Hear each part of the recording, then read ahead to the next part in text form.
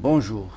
Donc, dans la série des vidéos que je propose pour les futurs bacheliers concernant le corrigé des anciens baccalauréats en français, aujourd'hui je vous propose le corrigé de la partie électricité du baccalauréat 2015, option PC, session normale.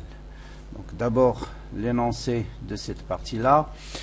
Donc dans la partie électricité, on se propose d'étudier un circuit RSC soumis à une tension constante. Donc on vous donne ici le schéma du circuit. On vous dit une petite introduction. Donc l'application, c'est les thermomètres électroniques qui permettent de mesurer des hautes températures que les thermomètres classiques ne permettent pas de mesurer. Le principe est le suivant. Donc ces thermomètres sont constitués d'un capteur qui est représenté ici par une résistance. Et la valeur de la résistance change en fonction de la température à mesurer. Et vous allez voir le principe est le suivant.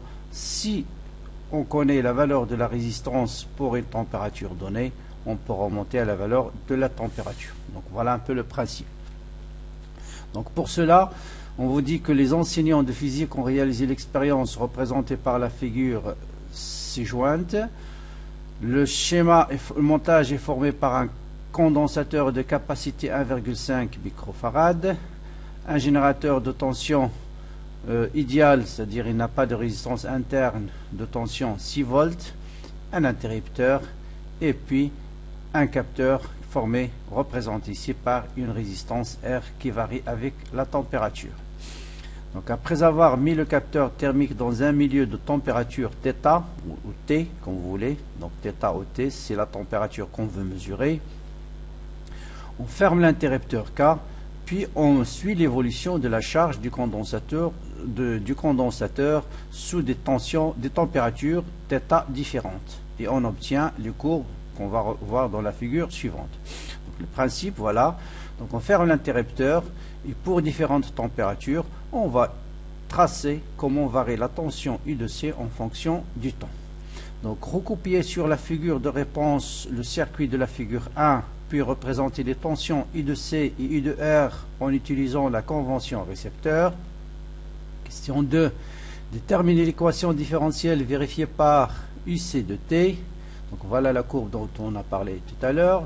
Donc voilà les tensions qu'on obtient en fonction de la température, c'est-à-dire la tension au bord du condensateur pour différentes températures données. Donc pour chaque température, on obtient une courbe différente. Donc on peut remonter, voilà, le but, le principe, c'est à partir de ces courbes-là, comment déterminer la température du bain thermique utilisé. Donc la solution, qu'on vous dit, la solution de l'équation différentielle que vous avez déterminée dans les questions précédentes s'écrit sous cette forme-là. Déterminer les constantes A et B. Ensuite, question 4, déterminer la constante de temps T1 à la température θ1, puis déduire l'effet de l'augmentation de la température sur le temps de charge, puisque le temps de charge augmente ou diminue en fonction de la température. Et enfin, la question 5, pour déterminer la température θ2, c'est-à-dire une autre température d'un four électrique, les enseignants ont mis le capteur thermique étudié dans le four, donc dans le four dont on veut déterminer la température, et on calcule, on détermine sa constante de temps T2 en utilisant le circuit C1, c'est-à-dire le circuit présenté dans la page précédente. Et les valeurs trouvées sont T2 égale 0,45 millisecondes. Donc la courbe ci-dessous représente l'évolution de R en fonction de la température. Donc c'est ce qu'on appelle une courbe d'étalonnage. Donc on a le capteur thermique. Quand vous achetez le capteur thermique, ils vont vous donner cette courbe-là qui vous indique la valeur de R pour chaque température donnée, et ce qu'on appelle une courbe d'étalonnage. Et la question, c'est à partir de cette constante de temps que les enseignants ont trouvé, déterminer la température du four. Donc voilà. Donc vous allez voir qu'il bon, y a des termes température, four, bain thermique, mais vous allez voir le principe, c'est tout simplement l'étude de la charge d'un circuit RC. Donc allons-y donc pour la correction, mais comme d'habitude, je vous conseille d'abord de prendre un stylo, de faire votre propre solution. Après, vous pouvez suivre avec moi la solution. Allons-y donc pour la solution. Question 1. représenter les tensions en convention récepteur. Donc, je vous rappelle, la convention récepteur, c'est que la flèche de la tension au bord du dipôle, que ce soit une résistance, un condensateur ou une bobine, doit être dans le sens inverse du courant. Donc c'est pour ça que je n'ai pas représenté pour le moment le circuit. Si le courant circule dans ce sens-là, les flèches des tensions doivent être orientées dans le sens inverse. Voilà ce qu'on appelle les conventions récepteurs. Donc voilà, vous avez un générateur de tension, le courant sort par la borne positive, il circule dans le circuit dans ce sens-là, donc la flèche de la tension au bord de R va être dans le sens inverse, et la flèche de la tension au bord du condensateur, celle qui est en rouge, va être dans le sens inverse. C'est ce qu'on appelle la tension convention récepteur. Donc voilà pour la première question.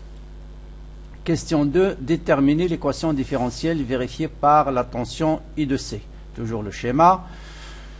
Question là aussi classique. Pour déterminer l'équation différentielle, il ne faut pas réfléchir tout de suite, utiliser la loi d'additivité des tensions. C'est-à-dire la tension au bord du condensateur fournie par le générateur se trouve où? Il se trouve une partie au bord du condensateur, une partie au bord de R. Et donc, vous voyez bien que cette tension-là, ou bien si vous voulez, cette flèche est égale à celle-là, plus celle-là. Donc la tension E est égale à U de R, la tension au bord de R, plus la tension au bord de U de C. On nous dit l'équation différentielle vérifiée par U de C, donc celle-là je ne la touche pas. Il suffit d'exprimer I de R en fonction de I de C. Ça, ce sont des relations qu'il faut apprendre par cœur. Donc I de C, c'est R fois I. Il suffit de savoir quelle est la relation entre I et I de C. Or, I, c'est D de Q sur D de T. Et I de C est égal à Q sur C. Donc voilà les relations de base qu'il faut apprendre. Et avec ça, vous pouvez exprimer I de C en fonction de I de R en fonction, vous pouvez exprimer toutes les relations que vous voulez. Donc là, ce que nous cherche, c'est I de R. Donc il suffit de chercher I en fonction de I de C. I, c'est D de Q sur D de T. Donc il suffit de dériver cette relation. Et vous avez bien sûr I de C, I de R est égal à RC fois D de UC sur D de T. Il suffit maintenant de remplacer dans l'équation ici. Et on a l'équation différentielle cherchée. C'est-à-dire RC fois D de UC sur D de T, qui est U de R, plus U de C est égal à E. Voilà l'équation différentielle demandée. Question 3. On nous dit que la solution de cette équation s'écrit sous cette forme-là. Déterminer les paramètres A et B. Donc là aussi, c'est une question très très classique. Il suffit de remplacer U de C dans l'équation différentielle.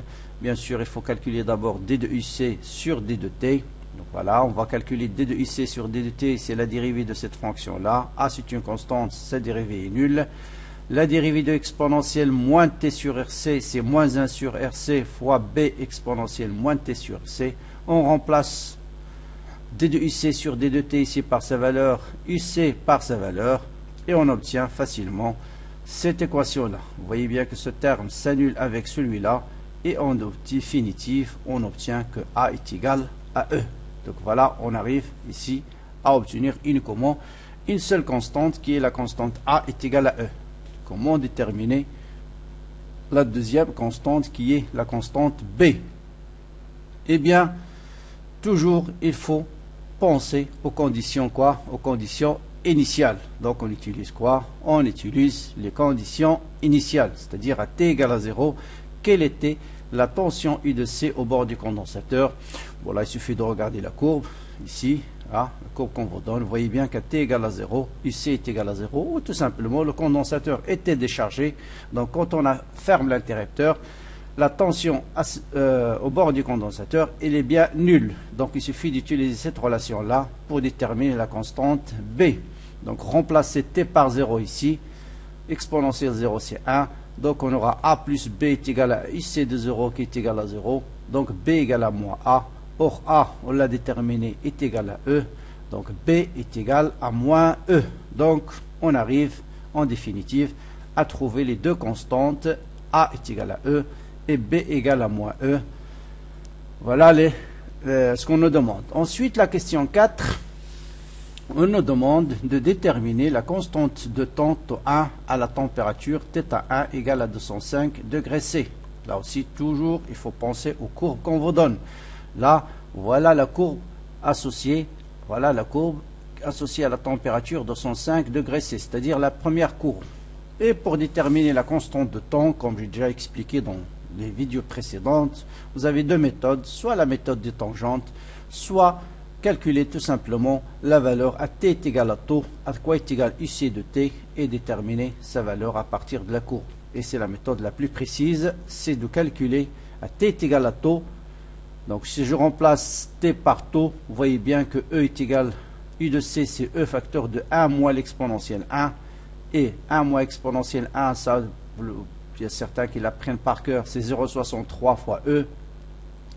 E bien sûr c'est 6 volts, vous multipliez 6 par 0,63, ça vous donne 3,78. Vous allez lire ici sur la courbe 3,78, c'est exactement cette courbe-là. Vous faites un trait horizontal et l'intersection avec la première courbe, sa projection sur l'axe des X, ça vous donne taux et on obtient directement taux égal à 0,5. Toujours faire attention aux unités, c'est 0,5 quoi? C'est 0,5 millisecondes. Bien sûr, on peut tracer la tangente, mais la tangente, souvent, elle est moins précise que cette méthode-là. Donc, voilà la constante de temps. On vous dit à partir de la courbe comment évolue la constante de temps en fonction de la température. Vous voyez bien que E, c'est une constante, c'est-à-dire la tension maximale. Il faut bien remarquer ici que la tension à la charge, une fois le condensateur est chargé, donc UC max, c'est E, quelle que soit la température. Donc, on aura toujours UC de taux, c'est 0,63 fois E. Donc, ce qui change ici, c'est comment la vitesse avec laquelle le condensateur change. Et l'intersection avec la première courbe vous donne la constante de temps à 205. L'intersection avec la deuxième courbe ici vous donne la constante de temps à 185, c'est à peu près 1 milliseconde. Et l'intersection ici avec l'autre température vous donne la constante de temps à 175 degrés C. Et vous voyez bien que la constante de temps augmente, ici augmente, si la température diminue. Donc au fur et à mesure, ou inversement, si la température augmente, la constante de temps diminue, c'est-à-dire plus la température augmente, plus le condensateur se charge rapidement. Donc à partir de la courbe, on déduit que la température augmente, plus que la température augmente, plus la constante de temps est faible, d'accord? Et c'est-à-dire le condensateur se charge rapidement. Donc, vous voyez ici, donc à 205, il se charge pratiquement à 5 fois 0,5 millisecondes, alors que 185, il se charge à 5 fois multiplié par 1 milliseconde. Donc voilà pour la question 4. Et enfin pour la question 5, les enseignants ont mesuré une constante de temps. Donc ils vont, je vous rappelle l'énoncé, donc le but c'est de déterminer la température d'un four. Donc ils ont calculé la constante de temps du four, du condensateur une fois qu'on a utilisé ce four, ils ont trouvé 0,45 millisecondes. Donc, comment à partir de la constante du temps on peut remonter à la température? Bien sûr en utilisant cette courbe d'étalonnage. Eh bien le principe il est simple. Connaissant la constante de temps, on va déterminer la résistance à partir de cette courbe. Vous voyez, voir chaque taux, on va déterminer d'abord la résistance. Et connaissant la résistance, vous voyez, pour chaque résistance, vous avez une température θ donnée. Donc, voilà le principe. On peut déduire donc la valeur de la résistance à partir de la constante de temps. Je vous rappelle que taux est égal à RC. Or, C, c'est une constante. Il ne dépend pas de la température. La capacité de condensateur, c'est une constante. Il ne dépend pas de la température. C'est ça ce qui est très important. Donc, je peux déterminer R est égal à 300 ohms pour cette température-là. Il suffit d'aller vers la courbe, chercher pour 300 ohms. Donc, vous voyez ici, c'est 1 kilo-ohm. Ça veut dire 0,3 kilo-ohm. Donc, voilà 0,3 kilo-ohm. Donc, ça me donne une valeur de θ à peu près égale à 210, voilà, 210 degrés C. Voilà, 210, l'intersection avec la physique, c'est bien 210 degrés C. Donc voilà, donc voilà comment on arrive à déterminer la température.